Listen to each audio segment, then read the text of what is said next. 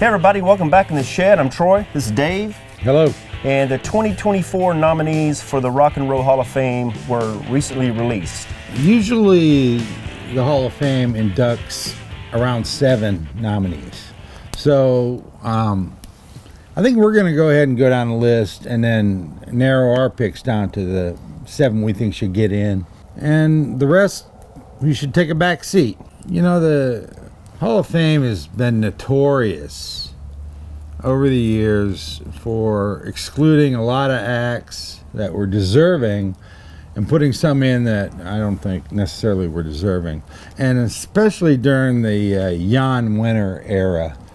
Now, I understand Jan is no longer a driving force in those decisions.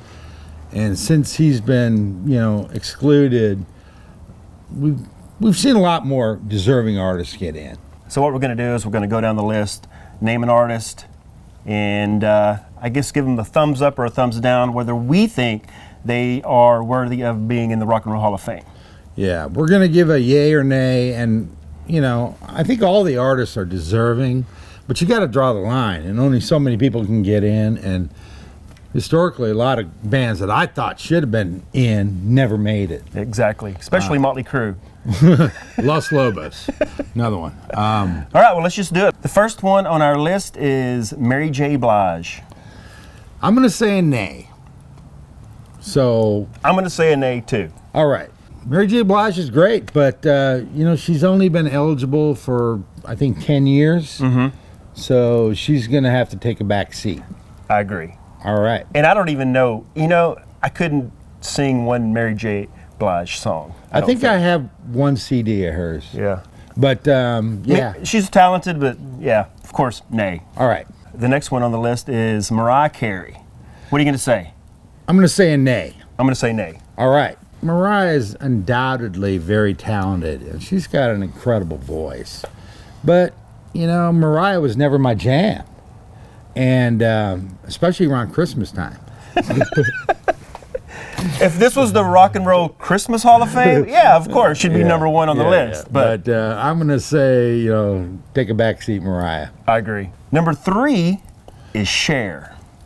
What do you think? What do you think? I'm going to say nay on Sher. I'm going to say yay. Okay. Yeah. I like Cher. She's been around for 50 years. She was rock and roll. She was a little bit of rock and roll. She was a little bit of country. Nah, she wasn't country. But,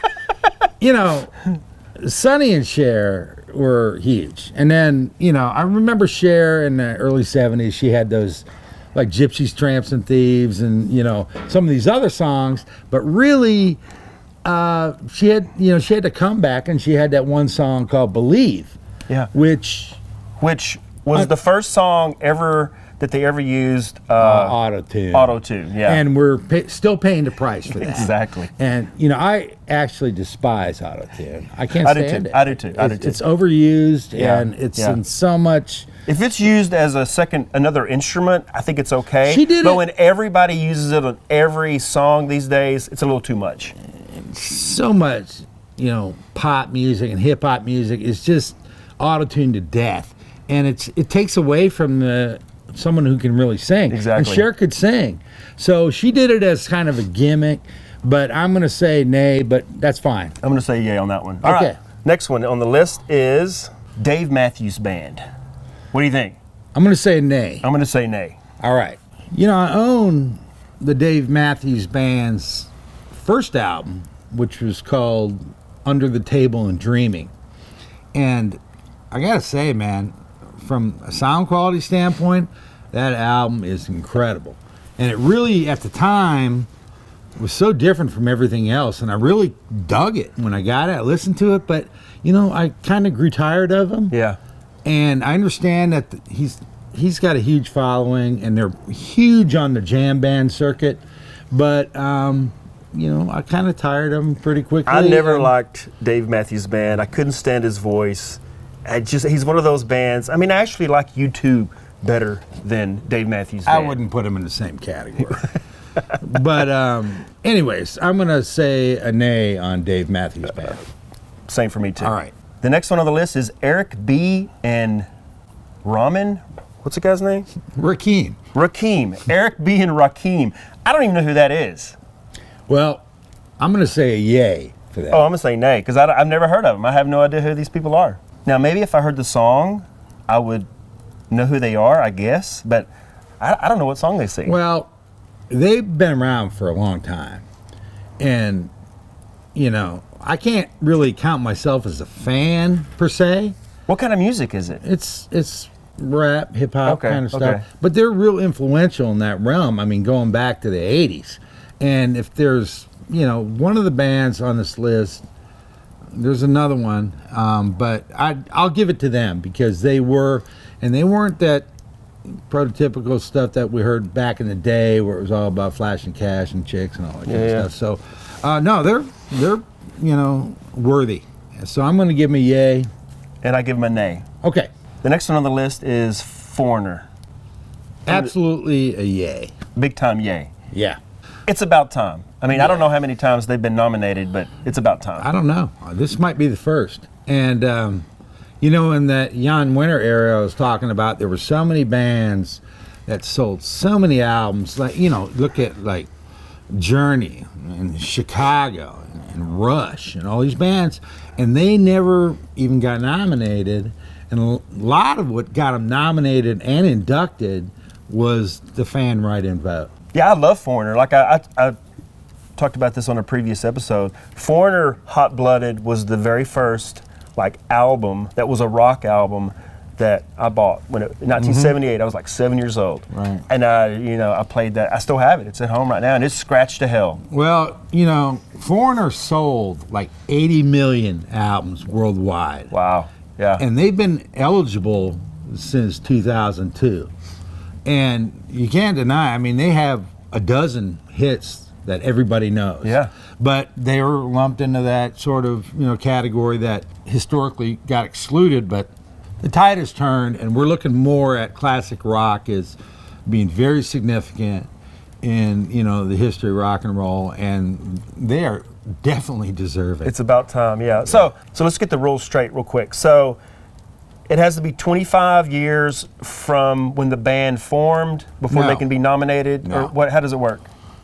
The way the Rock and Roll Hall of Fame has it working is it's 25 years since the first record. Okay. Recording. Yeah. Okay, so whether, I don't know if it's a single or an album, but let's just say it's a single. Yeah. It has to have been 25 years since the first record before you're even eligible to be in there. Okay. And, you know, Foreigner, for instance, was out in the 70s. Yeah, like, so they've been eligible. They've been eligible for 22 years. Yeah. Okay. All right. The next one is Peter Frampton. I can guess what you're gonna. If It's a huge yay. Big time. Big time. I'm surprised when I looked at the list. I was like, he's not in the Rock and Roll Hall of Fame. That's It's the first time he's crazy. ever been nominated. That is insane. You know, Peter's been eligible since 1982 Wow. because when he was 16, he joined that band called The Herd, English band. It was very popular. And when he was 18, he joined Humble Pie with Steve Marriott. So, you know, by the time he was 18, he was pretty much a rock star. You know, in 1976, the Frampton Comes Alive album came out, and it, at the time, and it might still be, but it was the biggest selling live album of all time. You know, Peter's played with everyone from like George Harrison, All Things Must Pass album, to David Bowie, who was in his band, to Dolly Parton, who just had an album come out, and Peter's playing on it. Wow. You know, I'd especially love to see Peter get in, just because I'd love to see the ceremony where they play, and I've got this childhood friend who was a neighbor of mine in Minnesota, Rob Arthur, who's been playing with Peter Frampton for, I don't know, maybe 20 years. And it'd be so cool to see Rob up there and Peter. You know, Peter's got an ailment. He sits down most of the time now to play, but he's still out there rocking. And Peter's so deserving. It's not even up for debate. If he doesn't get in, I'll be pissed. Next one on the list is Jane's Addiction. What do you think? What do you think? What do you think? Yay. I was a maybe, but since I have to pick 7, I guess I'll say yay. You know, Jane's Addiction was an important band, and Perry Farrell especially. You know, he was the singer, and he had, you know, Dave Navarro on guitar. I mean, he was a great guitar player. But, you know, Perry was so instrumental in the development of alternative music. Their band was, and of course Perry Farrell started the Lollapalooza Festival, and which I don't even know if I think it's still going on. You know, it's been around for a long time, and they paved a pretty wide swath for a lot of the later alternative bands like Soundgarden, Nirvana, Pearl Jam. A lot of those bands owe a debt to Jane's Addiction, and who doesn't love the intro to Entourage, man, when they play that Jane's Addiction song? So, yeah, I'm definitely on the yay camp. You persuaded me. I'll say yay. All right, cool. Next one is Kool and the Gang. What do you think? Yay. Yay, big time. Big time.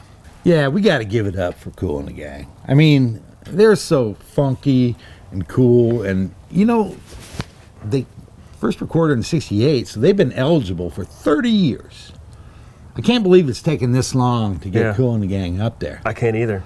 People my age, we grew up and, you couldn't escape Jungle Boogie, that song. Yeah.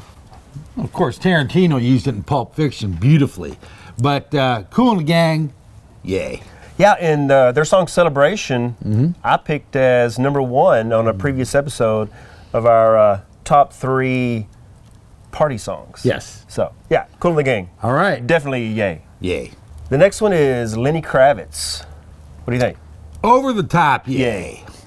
Since Lenny's first album, Let Love Rule, he's just so great. He, melds, rock And funk. and blues and funk and soul. Yeah. Besides being a great guitarist, he's got an awesome voice. I mean, super soulful. And he still looks good, man. Man, the guy He's looks- like, what, 57, 58, something like that? He's close to 60. He looks And- awesome. Yeah. But he's always consistently had a great band. Live, because I think most of his studio stuff, he records all of the instruments himself. Maybe not all of them, but I know there's a I don't lot know of about that, There's but- a lot of albums I know he records every instrument himself. Well, he might do that. But when he goes on tour, he's always had a top shelf band with him. Yeah. And I love, and he stylistically would change. He'd be kind of psychedelic on some stuff and be more soulful and be more rock and roll. But everything Lenny did was cool. Yeah. And I absolutely love Lenny Kravitz. I own probably most of his albums, starting with, Let Love Rule, Mama Said, all of them. But I love Lenny Kravitz. I do too. In the early '90s, when that song, down on that, down on that, I was like, man, that is the coolest riff I've was a ever cool heard. video, It was great. But so yeah, of course, yay. Yay. The next one is Oasis. I'm going to put a nay on that one. Me too. I just don't like Oasis. I do. I don't like those guys. No, they have great songs, but the thing is, you can probably, most people can't count on one hand the number of songs that they have. I only know like maybe 2 Well- that I can think of, off the top of my head. Yeah. But anyways, Of I course, think- Wonderwall. That's the one that was and broke them through to the big time. well, yeah, but they have a handful of songs, but you also got this strife within the band between the brothers. Yeah. And they could never really, kind of like the Black Crowes brothers in a way. in a lot of ways, but these guys are worse. They're worse than the Kinks brothers. What's the singer's name? I just never could stand, because he thought he was the reincarnation of John Lennon or something. No Gallagher? Is that his name? Yeah, he thought he was like the next. He thought they were the next Beatles. Which, come on. A lot of people thought they were the next Beatles. Yeah. And I'll give it to them, man. I love their music, but they just don't have enough in the catalog to warrant becoming a rock and roll inductee, especially since they haven't been together for so long. They had kind of a brief career. So we're gonna go nay. The next one on the list is Sinead O'Connor. I'm gonna go no. Me too. I was a maybe for a second, but I'm going to say no. I don't think she's had enough hits, enough of a career that would warrant. Exactly. There's no doubting how talented she was, but she really had just a few songs that everybody kind of knew, and she dropped off the radar forever. I think not to, No, I know I what feel you're bad saying. about saying this, but if she hadn't died last year, I was going to say it. I don't think she would be on the ballot. I agree. And, I love Shenade, but I don't love her enough to put her over some of the other ones. Yeah, exactly. So, yeah, nay. All right, nay. Well, the next one is my favorite of all time, Ozzy Osbourne. I'm going to go, Oh, hell yeah! I was gonna leave, man. No. So this is the first time he's been nominated, which is unbelievable. He got in with Black Sabbath, of course. I don't know how many years ago. I think it was in like the early 2000s. Okay, yeah. Yeah. On our Like 2002 or something like that. What's funny, on our very first episode, our topic was the top 3 bands that were, aren't in the Rock and Roll Hall of Fame that we think should be in the Rock and Roll Hall of Fame, and I picked Ozzy as number 1. Right. And, I picked other bands, but Ozzy's in there with Black Sabbath, and he got in, without having to wait too long to do it. But you look at Ozzy, after he left Black Sabbath in 1980, he came out with Blizzard of Oz. And then right after that, Diary of a Madman. And those 2 albums really kind of changed the landscape of hard rock. Yeah. Because, of course, Randy Rhoads was in there. And it was so brief when, Randy was in the band before he died. But Ozzy, after that, picked up the pieces, continued on, different guitar players, and he released like 11 more albums since then. He's released 2 albums in the last 3 years. I know. And the guy it's amazing. And he shouldn't even be around, but he is. He just keeps chugging. And there's no denying that Ozzy is worthy as a solo artist for being in the Rock and Roll Hall of Fame. agree. Above some of the other ones we already talked about. Totally agree. I'm gonna give him 2 thumbs up. All right. There you go. Of course. The next one on the list is Sade. I'm going to say no. And this is why. Sade's so listenable. And I think everybody loves it. Yeah. But outside of maybe a couple hit albums. In the 80s? Yeah. And, her Silky Smooth Operator song, which everybody knows. Yeah. Which is her calling card. She hasn't really, impacted the scene that much. I totally agree. She's beautiful.